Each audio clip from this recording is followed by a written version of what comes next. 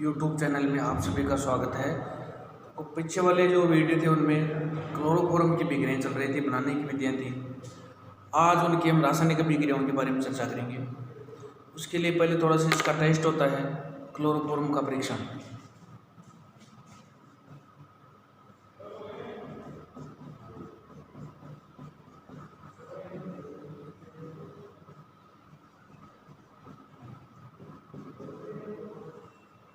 देखो, क्लोरोफॉर्म के परीक्षण के लिए सिल्वर नाइट्रेट के साथ इसकी विक्रिया करवाई जाती है।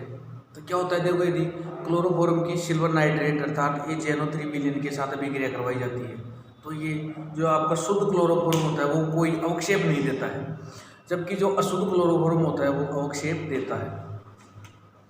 जो आपका अशुद्ध क्लोरोफॉर्म होता है उसमें ये वायु तथा वायुमंडलीय प्रकाश होता है, उसकी उपस्थिति में क्या होती है, इसमें HCl गैस होती है, जिसके कारण ये HCl का अवक्षेप देता है। देखो रासायनिक अभिक्रिया।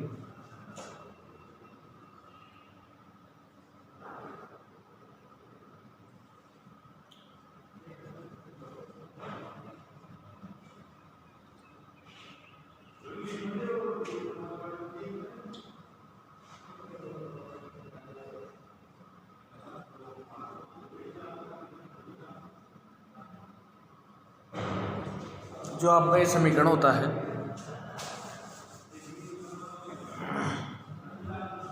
सिल्वर नाइट्रेट होता है आपका AgNO3, इसकी रिएक्शन करवाई जाती है HCl के साथ। यह आपको हो जाएगा AgC प्लस HNO3। ये होता है AgCl का श्वेत अवक्षेप। जो आपका अशुद्ध क्लोरोफॉर्म होता है वो सदैव AgCl का श्वेत अवक्षेप देता है, जबकि शुद्ध क्लोरोफॉर्म अवक्षेप नहीं देता है। तो ये इसकी पहचान की जाती है, मतलब इसका टेस्ट होता है। इसके आगे देखते हैं इसकी रासायनिक अभिक्रिया।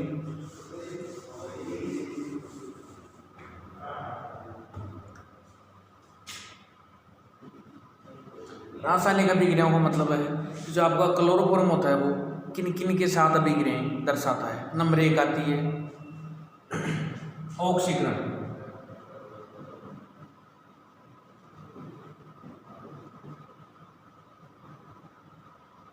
देखो इसमें क्या होता है, जो आपका क्लोरोफॉर्म होता है यदि उसको वायुमंडल में खुला छोड़ दिया जाए, अर्थात ये वायुमंडलीय ऑक्सीजन के साथ क्रिया करके एक विषैली गैस बनाता है, उसको बोलते हैं फोसिन गैस। इसका रासायनिक नाम होता है कार्बोनिल क्लोराइड। तो कोई अभिक्रिया का समीकरण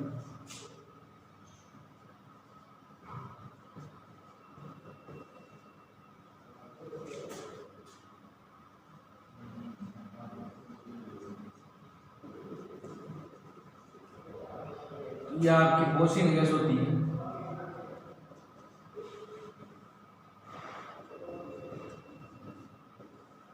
फोसिन गैस होती है COCl2, जिसका रासायनिक नाम होता है कार्बोनिल क्लोराइड अर्थात COCl2।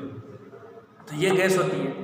इसके लिए क्या होता है, इसको जो आपका क्लोरोफॉर्म होता है उसको रंगीन बोतलों में मुंह तक भरकर अंधेरे में रखा जाता है। उसका देखो रीजन क्या है, उसका रीजन ये है, इसको यदि सूर्य का प्रकाश मिल जाए, वायु मिल जाए तो इनकी उपस्थिति में इसका ऑक्सीकरण हो जाता है और वही विषैली गैस में आता है। तो ऑक्सीकरण को रोकने के लिए इसको रंगीन बोतलों में मुंह तक, जो आपकी बोतल होती है उसको मुंह तक भरते हैं, वो रंगीन बोतलों में रख के अंधेरे में रखा जाता है। और देखो इसमें इसकी जो विषैली गैस बनती है फासिन गैस, इसके प्रभाव को समाप्त करने के लिए इसमें 1% एथेनॉल का भी यूज किया जाता है, जिसमें डाईएथिल कार्बोनेट एक रासायनिक पदार्थ का निर्माण होता है जिससे इसके जहरीले प्रभाव को नष्ट कर देता है। वो होता है, देखो इसके लिए इसका रासायनिक समीकरण, जो आपकी विषैली गैस होती है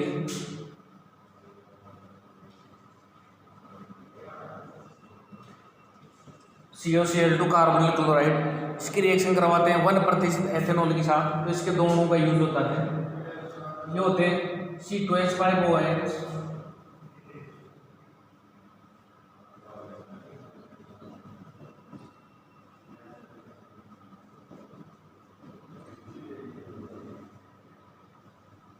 दोनों का निष्कासन हो जाता है इसी, ये बन जाते हैं आपको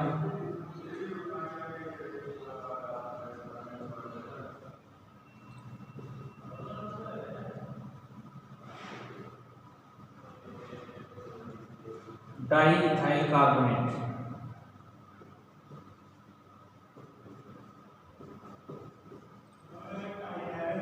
ये केमिकल बन जाता है इसमें डाई इथाइल कार्बोनेट, जो क्या करता है, जो क्लोरोफॉर्म होता है उसमें जो पोषण गैस होती है उसके लिए उसके विषैले प्रभाव को उसके द्वारा नष्ट किया जाता है। तो यह आपकी रिएक्शन होती है ऑक्सीकरण की। नंबर 2 आता है इसके आगे अपचयन।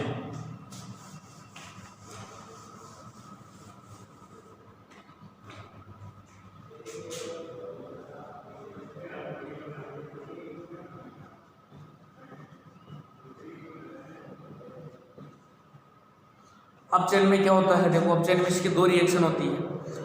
एक तो यदि क्लोरोफॉर्म की अभिक्रिया जिंक प्लस HCl के साथ करवाते हैं तो इसके डाइक्लोरोमिथेनॉल का निर्माण होता है, और यदि जिंक प्लस H2 की उपस्थिति में करवाते हैं तो एल्कीन का निर्माण होता है। देखो दोनों अभिक्रियाओं के रासायनिक समीकरण क्या आपका होता है CHCl Zn plus HCl CHCl3 Ca plus आपका H2। ऊपर वाले में जिंक प्लस HCl होता है तो उसमें जेम डाइहैलाइड का निर्माण होता है। ये होता है आपका CH2Cl, इसमें मेथेन का निर्माण होता है।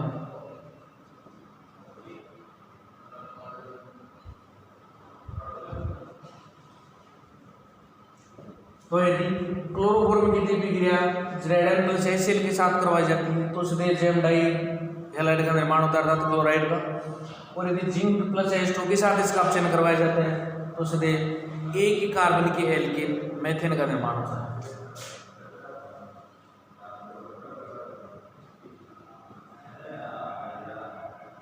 जेम होता है उसका नाम हो जाएगा डाइक्लोरोमेथेन। 2 कार्बन, यदि एक ही कार्बन के ऊपर 2 हेलोजन परमाणु जुड़े होते हैं तो उसको बोला जाता है जेम डाइहैलाइड। तो ये आपकी अपचयन की अभिक्रिया 2 समीकरण थे। तो यदि क्लोरोफॉर्म की अभिक्रिया जिंक प्लस HCl के साथ करवाई जाती है तब तो सीधे जेम डाइहैलाइड अर्थात क्लोराइड का निर्माण होता है, और यदि क्लोरोफॉर्म की अभिक्रिया जिंक प्लस H2 के साथ करवाई जाती है तो सीधे मेथेन गैस का निर्माण होता है। अगली रिएक्शन आती है जल अपघटन।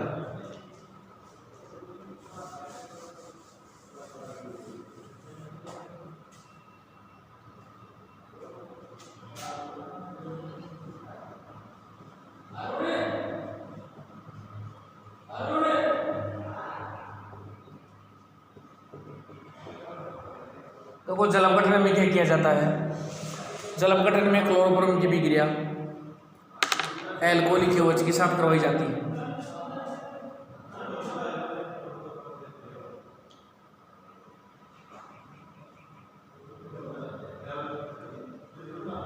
यह आपका होता है CHCl3, इसकी रिएक्शन वही KOH के साथ, इसमें देखो 3 अणु काम में आएंगे KOH।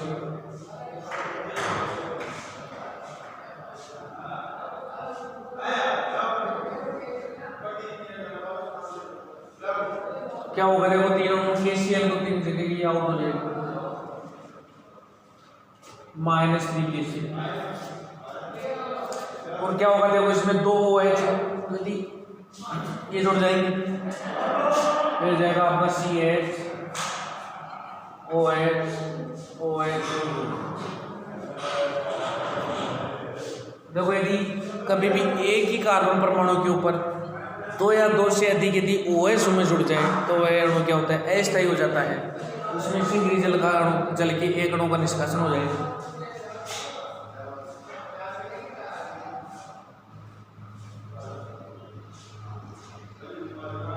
-H2 यह आपका बन जाएगा HCOOH, अर्थात HCOOH ये हो जाएगा आपका मेथेनोइक अम्ल अर्थात फार्मिक अम्ल।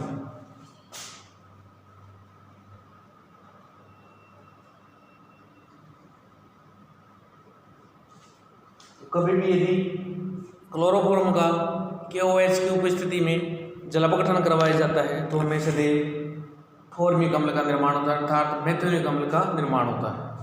तो ये था जल अपघटन।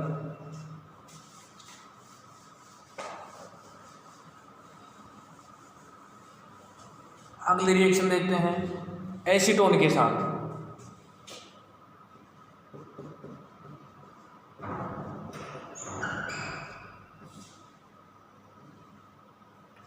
एसीटोन में देखो क्या होगा,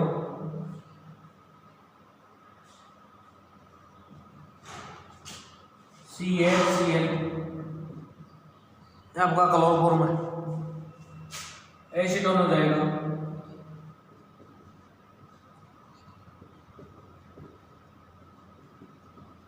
CH3CO CH3।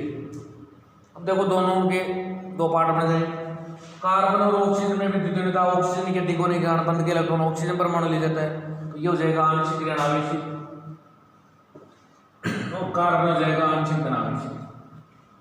क्लोरोफॉर्म की चर्चा की जाए तो इसके में दो पार्ट हो जाएंगे, H और CCl3। H वाला हो जाएगा पॉजिटिव पार्ट, ये पार्ट हो जाएगा नेगेटिव। प्लस वाला माइनस से और माइनस वाला प्लस से दोनों पार्ट हो जाएंगे, तो ये बन जाएंगे आपके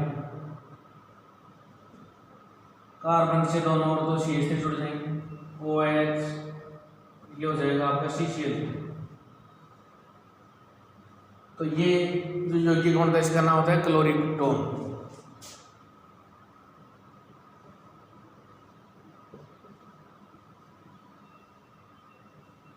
निद्राकारी होता है,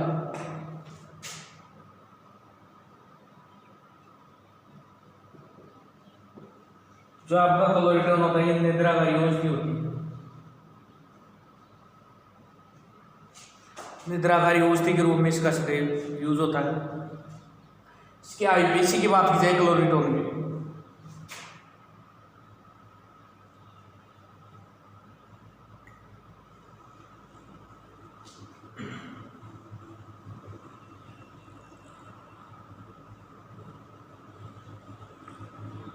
ये हो जाएगा आपका देखो CCl3। अब इसकी देखो यदि आईपीसी लिखी जाए, देखो 1 2 3 2 के ऊपर आ रहा है, 1 2 3 ये भी 2 के ऊपर आ रहा है, और 1 2 3 ये भी 2 के ऊपर आ रहा है। 1 नंबर इसको रखें 2 3, ये हो जाएगा 1 1 1 ट्राइक्लोरो 2 मैथिल 2 प्रोपेनॉल।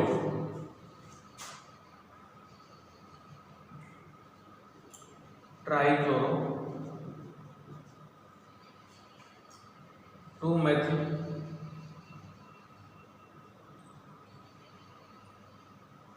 2 प्रोपेनॉल।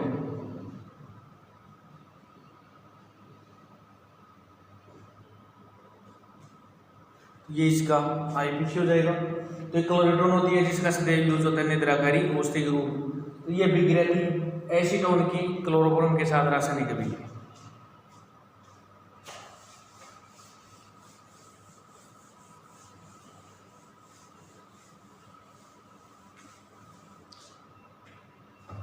अगली रिएक्शन आती है नाइट्रीकरण।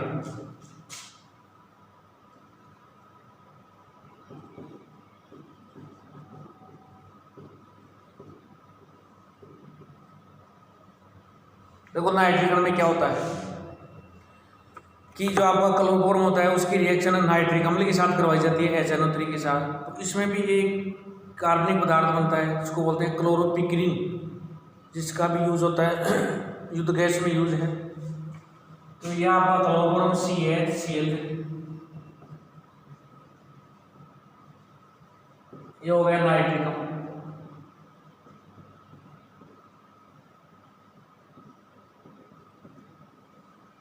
इसमें क्या होगा, देखो OH और ये H, ये जल अणु बाहर हो जाएंगे तो -H2,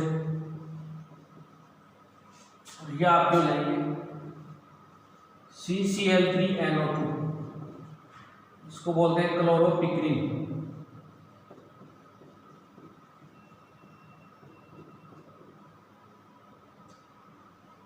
युद्ध गैस में इसका यूज है।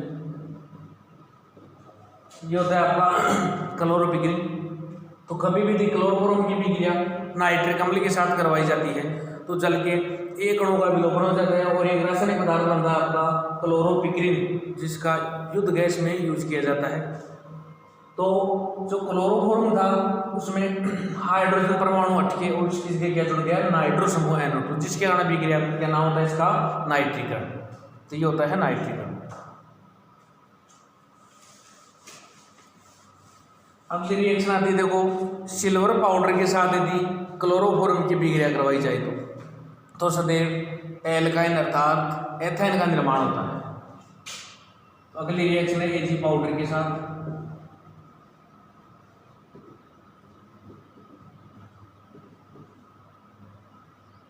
Ag पाउडर के साथ तो इसके दोनों यूज होते हैं क्लोरोफॉर्म के।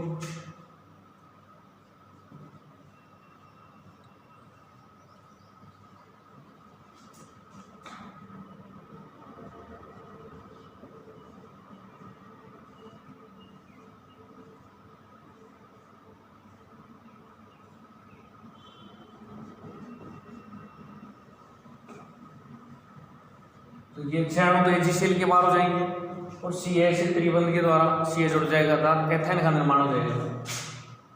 CH triple bond CH plus 6H, ये हो जाएगी आपकी एथेन। इसको बोला जाता है एसिटिलीन। तो कभी भी यदि क्लोरोफॉर्म की अभिक्रिया Ag पाउडर के साथ करवाई जाती है तो सदैव एथेन का निर्माण होता है। तो ये Ag पाउडर के साथ अभिक्रिया होगी।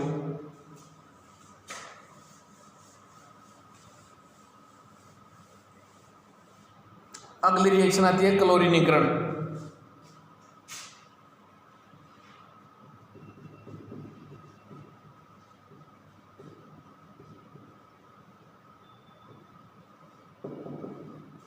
देखो क्लोरीनीकरण में क्या होगा, प्रकाश की उपस्थिति में क्लोरीन परमाणु अणु के साथ अभिक्रिया होगी, जिसके फलस्वरूप हमें कार्बन टेट्राक्लोराइड अर्थात CCl4 का यूज होगा, प्राप्त होगा, जिसका यूज अग्निशामक में किया जाता है।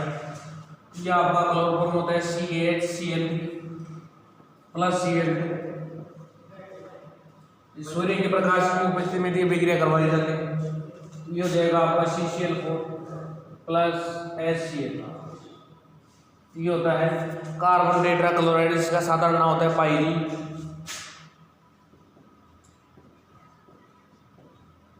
तो अग्निशामक जो यंत्र होते हैं उसमें आग बुझाने में इसका यूज होता है CCl4। तो ये अभिक्रिया होगी आपकी क्लोरीनीकरण।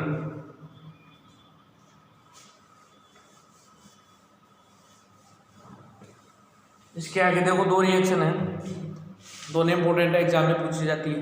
एक होती है राइमटीमान अभिक्रिया और दूसरी कार्बिलेमीन अभिक्रिया अर्थात आइसोसाइनाइड रिएक्शन। पहले देखते हैं राइमटीमान अभिक्रिया।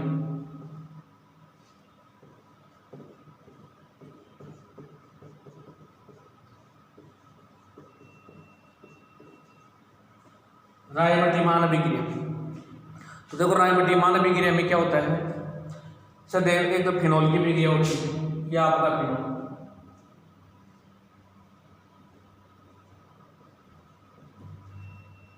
यदि बेंजीन के ऊपर एक OH समूह जुड़ा होता है तो उसका साधारण नाम होता है फिनोल। क्लोरोफॉर्म है CaHCl प्लस तीनों आपके KOH, तीनों की रिएक्शन करवाई जाती है। तीन कैसे, तीन Cl बार हो जाएंगे, 3 कैसे। और इस अभिक्रिया में क्या होता है, जो आपकी फिनोल है उसकी ऑर्थो स्थिति के ऊपर एक CHO समूह अर्थात एल्डिहाइड समूह जुड़ जाता है, जिसके कारण इसका नाम होता है सैलिसिलिक एल्डिहाइड। ये आपकी फिनोल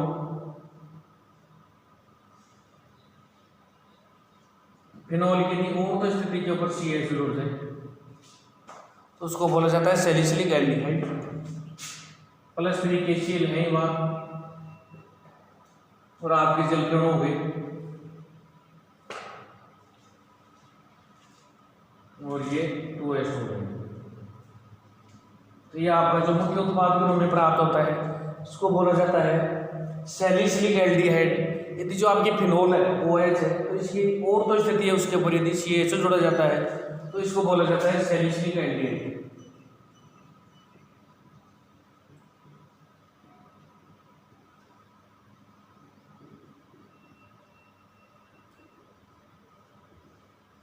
ये हो गया आपका सैलिसिलिक एल्डिहाइड।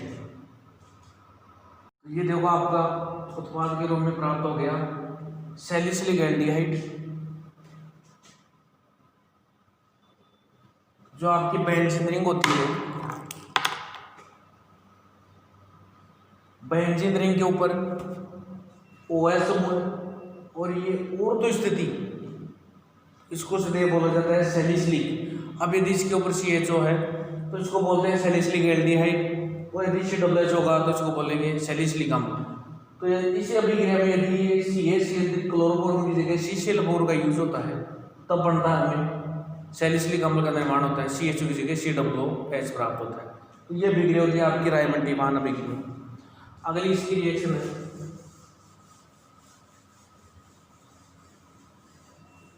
आइसोसाइनाइड परीक्षण होता है।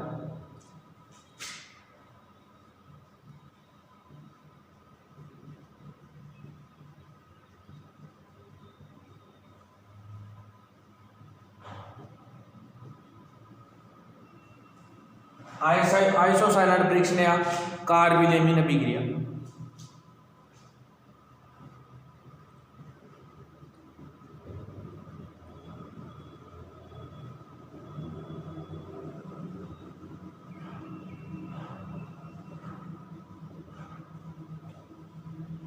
इस अभिक्रिया में क्या होता है,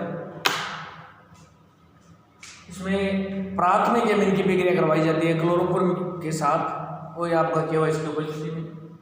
तो CH क्लोरोफॉर्म हो जाएगा प्लस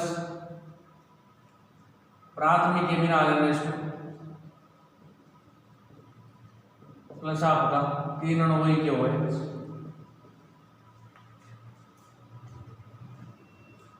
ये बन जाएगा आपका RNC प्लस 3 KCl प्लस आपके 3 अणु H। तो ये हो गया आइसोसाइनाइड आपका एल्किल आइसोसाइनाइड RNC।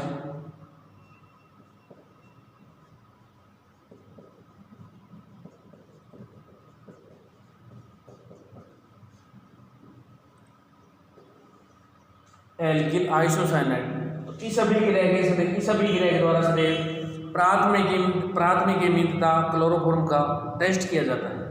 तो ये अभिक्रिया थी आपकी क्लोरोफॉर्म बनाने की रासायनिक अभिक्रिया, अर्थात क्लोरोफॉर्म किन किन के साथ अभिक्रिया करके और नए उत्पादों का निर्माण करता है। जैसे प्रथम अभिक्रिया थी आपकी ऑक्सीकरण की, ऑक्सीकरण के अंदर सदैव कार्बोनिल क्लोराइड अर्थात ओजोन गैस का निर्माण होता है।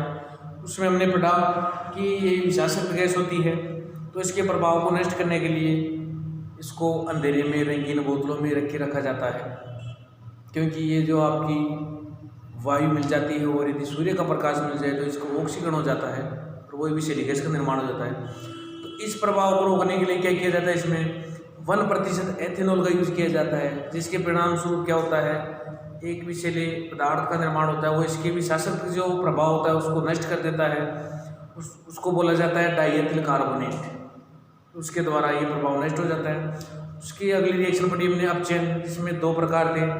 यदि क्लोरोफॉर्म की अभिक्रिया जिंक प्लस HCl के साथ करवाई जाती है तो में जैम डाइहैलाइड का निर्माण होता है, और यदि जिंक प्लस H2 के साथ अभिक्रिया करवाई जाती है तो मेथेन गैस का निर्माण होता है। उसके आगे पढ़ा हमने एसीटोन के साथ अभिक्रिया। तो यदि एसीटोन के साथ अभिक्रिया करवाई जाती है तो क्लोरिटोन नामक पदार्थ का निर्माण होता है, जिसका निद्राकारी औषधि के रूप में यूज होता है। उसके आगे में नाइट्रीकरण की अभिक्रिया पढ़ी। तो नाइट्रीकरण में क्या होता है, मुख्य उत्पाद के रूप में CCl3NO2 प्राप्त हुआ, जिसका रासायनिक नाम होता है क्लोरोपिक्रिन। तो ये भी युद्ध गैस के रूप में प्रयुक्त होता है। उसके आगे हैलोजनीकरण पढ़ी। तो हैलोजनी यदि सूर्य के प्रकाश की उपस्थिति में क्लोरीन अणु के साथ अभिक्रिया करवाई जाती है तो सदैव CCl4 अर्थात कार्बन टेट्राक्लोराइड मुख्य उत्पाद के रूप में प्राप्त होता है, जिसको साधारण नाम होता है इसका पायरीन, और ये भी अग्निशामक के यूज में इसका यूज होता है। उसके आगे देखो हमने सिल्वर पाउडर Ag के साथ अभिक्रिया करवाई। तो सिल्वर पाउडर के साथ यदि कभी भी क्लोरोफॉर्म की अभिक्रिया करवाई जाती है तो एथेन गैस का निर्माण होता है। इसके आगे 2 अभिक्रिया और 3 रिएक्शन है, रायमंडीमान अभिक्रिया है, आपमान कार्बिलेमिन परीक्षण है, या आइसोसाइनाइड परीक्षण भी बोला जाता है इसको। तो जो आपकी राइबोटीमान अभिक्रिया होती है उसमें सदैव सैलिसिलिक एल्डिहाइड और यदि CCl4 की उपस्थिति में होती है तो सैलिसिलिक अम्ल का निर्माण होता है। और हाफमान कार्बोलेमिन अभिक्रिया में सदैव आइसोसाइनाइड का निर्माण होता है। इसमें प्राथमिक एमीन के साथ अभिक्रिया क्लोरोफॉर्म की प्लस KOH की अभिक्रिया करवाई जाती है।